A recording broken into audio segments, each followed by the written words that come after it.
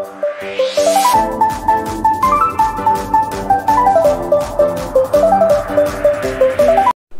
my cooking lovers, welcome back to our channel Ritushan Taste World. I am Sabi. അപ്പോൾ SB കുക്കിങ്ങിൻ്റെ പുതിയ വീഡിയോയിലേക്ക് എല്ലാവർക്കും സ്വാഗതം. അപ്പോൾ ഇന്നത്തെ വീഡിയോ വെറൈറ്റി ആയിട്ടുള്ള ഒരു തായ് സ്റ്റൈൽ കോക്കനട്ട് ക്രാബ് സൂപ്പ് കറിയുടെ റെസിപ്പിയാണ്. നല്ല ഒരു സൂപ്പായിട്ടൊക്കെ കുടിക്കാൻ പറ്റുന്ന, ചോറിൻ്റെ കൂടെയും കഴിക്കാൻ പറ്റുന്ന, ഈസി ആയിട്ട് റെഡിയാക്കാൻ പറ്റുന്ന ഒരു അടിപൊളി റെസിപ്പിയാണ്. അപ്പോൾ എല്ലാവരും ട്രൈ ചെയ്ത് നോക്കുക. ട്രൈ ചെയ്ത് നോക്കിയിട്ട് ഇഷ്ടമായാൽ ലൈക്ക് ചെയ്യുക, ഷെയർ ചെയ്യുക, കമൻറ്റ് ചെയ്യുക ആൻഡ് സബ്സ്ക്രൈബ് ചെയ്യുക. ബെൽ ഐക്കൺ കൂടി ഒന്ന് പ്രസ് ചെയ്യാം. അപ്പോൾ നമുക്ക് വീഡിയോയിലോട്ട് പോകാം. സാധാരണ ഈ ഒരു റെസിപ്പിക്ക് തൊണ്ട് ചുളിയാൻ ഞണ്ടാണ് അവർ യൂസ് ചെയ്യുന്നത്. നമുക്കിപ്പം ആ ഞണ്ട് കിട്ടാൻ എല്ലാവർക്കും പറ്റിയെന്ന് വരില്ല. അപ്പോൾ നമുക്ക് അവൈലബിൾ ആയിട്ടുള്ള ഞണ്ട് വെച്ചിട്ടാണ് ഇത് ചെയ്യുന്നത്. അതുപോലെ തന്നെ നമ്മുടെ കയ്യിലുള്ള ഐറ്റംസ് വെച്ചിട്ട് അവർ ചെയ്യുന്ന അതേ ടേസ്റ്റിൽ എങ്ങനെയാണ് ഈ സ്പൈസി ആയിട്ടുള്ള കോക്കനട്ട് ക്രാബ് സൂപ്പ് കറി ഉണ്ടാക്കാമെന്ന് നോക്കാം.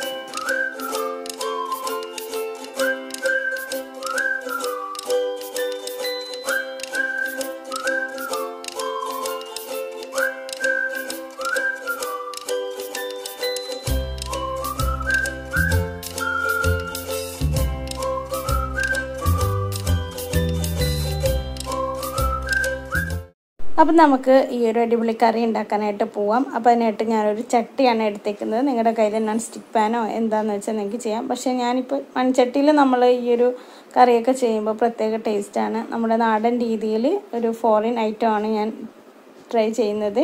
അതുകൊണ്ട് തന്നെ ആദ്യം തന്നെ ഒരു മൺചട്ടി എടുത്തു. ഇനി അത് ചൂടാക്കാം. എന്നിട്ട് നമുക്ക് ബാക്കിയുള്ള ഇൻഗ്രീഡിയൻസൊക്കെ ഒന്ന് ചേർത്ത് കൊടുക്കാം. അപ്പോൾ ഈസിയാണ് ഈ ഒരു കറി റെഡിയാക്കാനായിട്ട്. അപ്പോൾ ചട്ടി ഇതാ മെല്ലെ ചൂടായി വരുന്നുണ്ട്. അതിനകത്തുള്ള കംപ്ലീറ്റ് വെള്ളം ഒന്ന് വറ്റണം. ഇനിയിപ്പോൾ വെള്ളം വറ്റാനായിട്ട് നിങ്ങൾക്കൊരു കോട്ടൺ തുണി ഉണ്ടെന്നുണ്ടെങ്കിൽ ഒന്ന് ആ വെള്ളം ഒന്ന് തുടച്ചാൽ ചട്ടി പെട്ടെന്ന് തന്നെ ആ വെള്ളം കാറിക്കിട്ടും. വീഡിയോ ലേറ്റ് ആയത് കുട്ടികളുടെ എക്സാമൊക്കെ ഉള്ള കാരണം കുറച്ച് തിരക്കായിരുന്നു. പിന്നെ എനിക്കും ക്ലാസ്സും കാര്യങ്ങളൊക്കെ ഉണ്ടായിരുന്നു. സോ അതാണ് വീഡിയോ ഇത്ര ലേറ്റ് ആയത് കേട്ടോ. ഇപ്പോഴാണ് ശരിക്കും എല്ലാം കഴിഞ്ഞൊന്ന് ഫ്രീ ആയത്. എല്ലാവരും അങ്ങനെ തന്നെയായിരിക്കും. എല്ലാ പാരൻസും കുട്ടികളുടെ എക്സാമൊക്കെ കഴിഞ്ഞ് ഒന്ന് നടു നിവർത്തുന്നതേ ഉണ്ടാവുള്ളൂ. അപ്പോൾ ഇപ്പോഴാണ് വീണ്ടും എഡിറ്റ് ചെയ്യാനായിട്ട് സമയം കിട്ടിയത്. ഞാൻ ഷൂട്ട് ചെയ്ത് വെച്ചിട്ടുണ്ട് കുറേ വീഡിയോസ്, പക്ഷേ എഡിറ്റ് ചെയ്യാൻ സമയമില്ലാത്ത കാരണം ചെയ്യാതിരുന്നതാണ്. അപ്പോൾ നമുക്ക് ചട്ടി ചൂടായതിന് ശേഷം ഇതിലൊരു 10 ഗ്രാം ബട്ടർ ചേർത്ത് കൊടുക്കാം. നമ്മുടെ നോർമൽ ബട്ടർ, വീട്ടിലുണ്ടാക്കുന്ന ബട്ടറാണെങ്കിൽ അങ്ങനെ ചേർത്ത് കൊടുക്കാം. അതെല്ലാം നമുക്ക് വാങ്ങിച്ച്, ഞാനിപ്പോൾ അമൂലിൻ്റെ ബട്ടറാണ് യൂസ് ചെയ്തത്, അൺസാൾട്ടഡ് ബട്ടറാണ് യൂസ് ചെയ്യുന്നത്. അതിൻ്റെ കൂടെ തന്നെ കുറച്ച് വെളിച്ചെണ്ണയും കൂടി ചേർത്ത് കൊടുക്കുന്നുണ്ട്. നിങ്ങൾക്ക് വെജിറ്റബിൾ ഓയിൽ ചേർത്ത് കൊടുക്കാം. നമ്മളിപ്പോൾ ആദ്യം ചെയ്യുന്നത്, നമ്മൾ കഴുകി വൃത്തിയാക്കി വെച്ചിട്ടുള്ള ഞണ്ട് ഈ ബട്ടറിനകത്ത് അതുപോലെ ഈ ഓയിലിനകത്ത് ഇട്ട് ചെറുതായിട്ടൊന്ന് നമ്മളിങ്ങനെ റോസ്റ്റ് ചെയ്തെടുക്കുകയാണ് ചെയ്യുന്നത്. എന്ന് വെച്ചാൽ അധികമായിട്ട് ഈ ഫ്രൈ ചെയ്യല്ല, ജസ്റ്റ് ഈ ഒരു ബട്ടറിൻ്റെ ടേസ്റ്റ് നമ്മുടെ ഞണ്ടിനകത്ത് കിട്ടണം. അതിന് ശേഷം നമുക്ക് ബാക്കിയുള്ള ഇൻഗ്രീഡിയൻസ് ഒക്കെ ചേർത്ത് കൊടുക്കുകയാണ് ചെയ്യുന്നത്. ഇനി നമ്മൾ ഇതിനകത്ത് ഒരൽപ്പം പെപ്പർ പൗഡർ ചേർത്ത് കൊടുക്കണം. അത് വൈറ്റ് പെപ്പർ ആണെങ്കിൽ അങ്ങനെ ചേർത്ത് കൊടുക്കാം. അതല്ല നമ്മുടെ കയ്യിലുള്ള ബ്ലാക്ക് പെപ്പറിൻ്റെ പൊടിയാണെങ്കിൽ അങ്ങനെയും ചേർത്ത് കൊടുക്കാം. ആവശ്യത്തിനുള്ള ഉപ്പും കൂടെ ചേർത്ത് കൊടുക്കാം. ഇപ്പോൾ നമ്മൾ സോൾട്ടഡ് ബട്ടറാണ് ചേർത്ത് കൊടുക്കുന്നതെങ്കിൽ ഉപ്പ് ചേർക്കുമ്പോൾ സൂക്ഷിച്ച് ചേർത്താൽ മതി. നമുക്ക് ഏത് ബട്ടർ വേണേലും യൂസ് ചെയ്യാം. അപ്പോൾ നമ്മൾ ഉപ്പിടുമ്പോൾ സൂക്ഷിച്ചിട്ടാൽ മതിയേ ഉള്ളൂ. അപ്പോൾ ഒരു അല്പം ആവശ്യത്തിന് ഉപ്പ്, ഒരുപാട് ഉപ്പ്, പൊടിയുപ്പാണെങ്കിൽ തന്നെ ഒരുപാട് ഉപ്പ് ചേർക്കേണ്ട ആവശ്യമില്ല, കുറച്ച് ചേർത്താൽ മതി. ഇനി ഒരൽപ്പം ബ്ലാക്ക് പെപ്പറിൻ്റെ പൗഡറാണ് ഞാൻ ചേർത്ത് കൊടുക്കുന്നത്. വൈറ്റ് പെപ്പറിൻ്റെ പൊടി ഉണ്ടെങ്കിൽ അത് ചേർത്ത് കൊടുക്കാം. നമുക്ക് അവൈലബിൾ ആണ് മാർക്കറ്റിലൊക്കെ വൈറ്റ് പെപ്പറിൻ്റെ പൗഡർ, അതായത് വെള്ള കുരുമുളക് പൊടി നമുക്ക് അവൈലബിൾ ആണ് വാങ്ങാനായിട്ട്. അപ്പോൾ നിങ്ങൾ മാർക്കറ്റിലൊക്കെ പോകുമ്പോൾ ഒന്ന് നോക്കിയാൽ മതി. നമുക്ക് ബെക്കേഴ്സിൻ്റെയൊക്കെ ബ്രാൻഡ് അവൈലബിൾ ആണ്. അപ്പോൾ ഇത് എല്ലാം കൂടി ഒന്ന് നന്നായിട്ട് മിക്സ് ചെയ്ത് കൊടുക്കാം. അതിന് ശേഷം ഒരു 10 മിനിറ്റ് നമുക്കിതൊന്ന് അടച്ച് വയ്ക്കാം. ഞാൻ ഇതിനകത്ത് ഇടാനായിട്ട് നമ്മുടെ നാരങ്ങ ഉണ്ടല്ലോ, ചെറുനാരങ്ങയുടെ ഇല അല്ലെങ്കിൽ നാരകത്തിൻ്റെ ഇല, അവരുടെ ഒരു ലെമൺ ലീവ്സ് ഉണ്ട്. വലിയ ചെറുനാരകത്തിൻ്റെ ഇല തന്നെയാണ്, അതായത് തായ്ലൻ ലെമൺ അല്ല, ഇന്ന് നമ്മുടെ നാടൻ ലെമണിൻ്റെ ഇലയും കൂടി ഞാൻ എടുത്തു വെച്ചിട്ടുണ്ട്. പിന്നെ നമുക്ക് ചേർത്ത് കൊടുക്കാവുന്നത് നമ്മുടെ സ്പ്രിംഗ് ഓണിയൻ ഉണ്ടല്ലോ, സ്പ്രിംഗ് ഓണിയൻ ഉണ്ടെന്നുണ്ടെങ്കിൽ അത് കട്ട് ചെയ്ത് വെക്കാം കേട്ടോ. അപ്പോൾ ഒരു 5-10 മിനിറ്റ് ആയിട്ടുണ്ട്. ജസ്റ്റ് ഒന്നും കൂടെ ഒന്ന് ഇളക്കിയിട്ട് കൊടുക്കാം. ഇപ്പോൾ നമ്മുടെ ഞണ്ടിൻ്റെ കാലൊക്കെ ഇതാ നല്ല റെഡ് കളറായി വന്നിട്ടുണ്ട്. എന്ന് വെച്ചാൽ റെഡ് കളർ ആകുമ്പോൾ തന്നെ നമ്മുടെ ഞണ്ട് ഏകദേശം ഇങ്ങനെ വെന്ത് വരുന്നുണ്ടെന്നാണ് നമുക്ക് മനസ്സിലാക്കാൻ പറ്റുന്നത്. ഒരു 5 മിനിറ്റും കൂടെ ഞാനതൊന്ന് അടച്ചു വെച്ചു. ഒന്ന് ഇളക്കി കൊടുത്തതിന് ശേഷം നമുക്ക് ഇതിനകത്ത് മെയിനായിട്ടുള്ള ഇൻഗ്രീഡിയൻസ് എന്ന് പറയാനാണെങ്കിൽ നമ്മുടെ തേങ്ങാപ്പാലാണ്. അതായത് നമ്മുടെ 1-ാം പാൽ ആണ് നല്ല തിക്കായിട്ടുള്ള പാലാണ് വേണ്ടത്. അപ്പോൾ നമ്മൾ കടയിൽ നിന്ന് വാങ്ങുന്ന കോക്കനട്ട് മിൽക്കാണെങ്കിൽ അതും മതി കേട്ടോ. ഞാനിനി ഇവിടെ ചേർത്ത് കൊടുക്കുന്നത് നമ്മുടെ ആഫ്രിക്കൻ മല്ലിയില ഉണ്ടല്ലോ, അതാണ് ചേർത്ത് കൊടുക്കുന്നത്. അതിന് പകരം രമ്പയില കിട്ടുകയാണെന്നുണ്ടെങ്കിൽ രമ്പയിലയും കൂടി നിങ്ങൾക്ക് ചേർത്ത് കൊടുക്കാം കേട്ടോ. അതുപോലെ ലെമണിൻ്റെ ഇല, ഞാൻ പറഞ്ഞില്ലേ നാരങ്ങയുടെ ഇല, ചെറുനാരകത്തിൻ്റെ ഇലയാണ് ഇത് ഞാൻ ചേർത്ത് കൊടുക്കുന്നത്. അതിലൊരു 3-4 എടുത്തിട്ടുണ്ട്. അപ്പോൾ ആദ്യം ഒരു 2 ഇല ചേർത്ത് കൊടുക്കാം. പിന്നെ നമുക്ക് ഡെക്കറേറ്റ് ചെയ്യുമ്പം അങ്ങനെ ചേർത്ത് കൊടുക്കാം. പിന്നെ കുറച്ച് മല്ലിയിലയും കൂടി എടുത്ത് വെക്കണം. തേങ്ങാപ്പാൽ ഈ പറഞ്ഞ പോലെ തിക്കായിട്ടുള്ളത് വേണം എടുക്കാനായിട്ട്. ഇനി ഇതിൻ്റെ ആ ഒരു ഫ്ലേവർ അതിനകത്ത് ആയതിന് ശേഷം നമുക്ക് എന്ത് ചെയ്യണമെന്ന് വെച്ചാൽ ഞണ്ട് ഒന്ന് കോരി മാറ്റാം. നമ്മൾ ഈ ഞണ്ട് ഒരു 10-15 മിനിറ്റ് ഒന്ന് ഇതിനകത്ത് ഈ ബട്ടറിൽ കിടന്നിട്ട് തന്നെ വേവണം. നമ്മൾ വേറെ വെള്ളമൊന്നും ഒഴിച്ച് കൊടുക്കണ്ട. ഞണ്ടിൽ തന്നെയുള്ള വെള്ളവും ആ ബട്ടറും കൂടി മാത്രമായിട്ട് നല്ലൊരു സോസിൻ്റെ രൂപത്തിലാണ് കിട്ടുക. അതിന് ശേഷം ഞണ്ടൊന്ന് കോരി മാറ്റാണ്.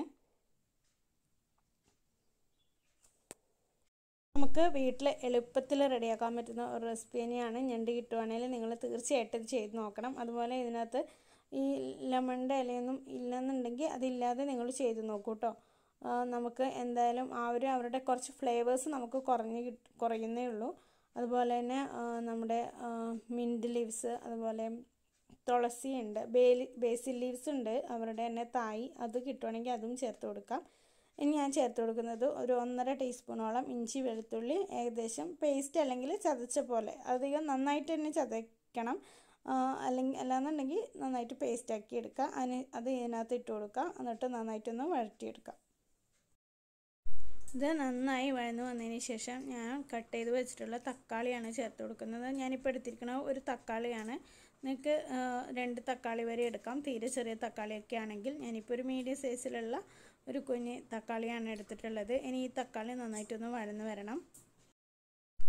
തക്കാളി ഏകദേശം ഒന്ന് വഴന്ന് വരുന്ന സമയത്ത് ഞാൻ ഒരു ചെറിയൊരു ഉള്ളിയുടെ, അതായത് സവാളയുടെ പകുതി ചെറുതായിട്ട് കട്ട് ചെയ്തിട്ട് അതും കൂടി ചേർത്ത് കൊടുക്കുന്നുണ്ട്. ഒരുപാട് വലിയ സവാള ചേർക്കണ്ട. അപ്പോൾ തീരെ ചെറിയ സവാളയൊക്കെ ആണെങ്കിൽ നിങ്ങൾക്ക് ഒന്നെടുക്കാം. നമ്മുടെ ചെറിയുള്ളി പോലെ തന്നെ ചെറിയൊരു സവാളയൊക്കെ ആണെങ്കിൽ ഒന്നെടുക്കാം. അതല്ല വലിയ ഒരു മീഡിയം സൈസ് ഉള്ളിയൊക്കെ ആണെങ്കിൽ അതിൻ്റെ പകുതി എടുക്കാം. അപ്പോൾ നമ്മൾ സവാള ഇട്ടതിന് ശേഷം നമ്മൾ 1/4 ടീസ്പൂൺ മഞ്ഞൾപ്പൊടി ചേർത്ത് കൊടുക്കുകയാണ്.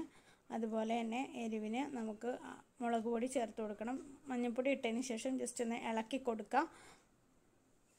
2 ടേബിൾ സ്പൂൺ മുളക് പൊടിയാണ് കേട്ടോ ചേർത്ത് കൊടുക്കുന്നത്. 2 ടേബിൾ സ്പൂൺ മുളക് പൊടി നിങ്ങളുടെ വീട്ടിൽ ഉള്ള മുളക് പൊടിയുടെ എരിവിനനുസരിച്ച് മാത്രം നിങ്ങൾ ചേർത്ത് കൊടുത്താൽ മതി. അതായത് എരിവ് കഴിക്കാത്ത കുഞ്ഞുങ്ങളൊക്കെ ഉണ്ടെന്നുണ്ടെങ്കിൽ ആ ഇടുന്ന മുളകിന് ചില മുളകിനൊക്കെ നല്ല എരിവായിരിക്കും. അപ്പോൾ അത് നോക്കിയിട്ട് ഇട്ട് കൊടുക്കുക. അധികം എരിവ് വേണ്ട, കളറ് മാത്രം മതി എന്നുണ്ടെങ്കിൽ ഇതിൻ്റെ കൂടെ ഒരു 1/4 ടീസ്പൂൺ കാശ്മീരി മുളക് പൊടിയും കൂടി ചേർത്ത് കൊടുക്കാം. മുളക് ഇട്ടിട്ട് ജസ്റ്റ് ഒന്ന് ഇളക്കി കൊടുക്കുക. അതിന് ശേഷം ഞാനിവിടെ നമ്മുടെ ഇഞ്ചിയും വെളുത്തുള്ളിയും ഗ്രൈൻഡ് ചെയ്തിട്ടുള്ള ജാറില്ലേ, അതിനകത്ത് ഒരു 1/4 കപ്പ് ചൂടുവെള്ളം ചേർത്ത് കൊടുത്തിട്ട് ക്കുന്നുണ്ട്. അതായത് 1/4 കപ്പ് എന്ന് പറയുമ്പോൾ മുഴുവനായിട്ട് ഞാനിപ്പോൾ ചേർത്ത് കൊടുക്കുന്നില്ല. അതിന് ശേഷം ഞണ്ട് ചേർത്ത് കൊടുക്കാം. നമ്മൾ നേരത്തെ ബട്ടറിലൊക്കെ സോട്ട് ചെയ്ത് വെച്ചിട്ടുള്ള ഞണ്ട് ചേർത്ത് കൊടുക്കാം. ഞാൻ ഇവിടെ തിക്കായിട്ടുള്ള കോക്കനട്ട് മിൽക്കാണ് എടുക്കുന്നത്. അതായത് കടയിൽ നിന്ന് വാങ്ങിയിട്ടുള്ള കോക്കനട്ട് മിൽക്ക് നല്ല തിക്കാണ്. അപ്പോൾ ഒരു 1/4 കപ്പ് കോക്കനട്ട് മിൽക്കാണ് ഞാൻ അതിൽ ചേർത്ത് കൊടുക്കുന്നത്. ഇനി നമുക്ക് ഈ ഒരു സമയത്ത് കുറച്ച് കറിവേപ്പില ഇട്ട് കൊടുത്തിട്ട് ഒരു 5 മിനിറ്റ് ഒന്ന് അടച്ച് വെച്ച് നന്നായിട്ട് ഇതൊന്ന് തിളപ്പിച്ച് വേവിച്ചെടുക്കാം. ഒരു 5 to 10 മിനിറ്റ് നമുക്കിത് ഇങ്ങനെ തന്നെ അടച്ച് വേവിച്ചെടുക്കാം. ഇടയ്ക്ക് ഒന്ന് ഇളക്കിയിട്ട് കൊടുക്കണം. ഒരു 10 മിനിറ്റ് നമ്മൾ ഇതുപോലെ അടച്ച് വെച്ച് കൊടുക്കുകയാണെങ്കിൽ ഞണ്ട് നന്നായിട്ട് വെന്ത് അതിനകത്ത് എല്ലാ ഫ്ലേവേഴ്സും അങ്ങ് കയറി ഇരിക്കും. അതുപോലെ ഇടയ്ക്കൊന്ന് ഇളക്കിയിട്ട് കൊടുക്കണം. എന്നിട്ട് വീണ്ടും ഒന്ന് അടച്ച് വെച്ച് കൊടുക്കാം. അതുപോലെ തന്നെ ഞാൻ ഇതിനകത്ത് നമ്മുടെ ജാറിനകത്ത് വെള്ളം ഒഴിച്ചിട്ടാണ് ഇതിനകത്ത് വെള്ളം ഒഴിച്ചിട്ടുണ്ടായത്. പിന്നെ ഉപ്പ് നമ്മൾ ആദ്യം കുറച്ച് ഇട്ട് കൊടുത്താൽ മതി.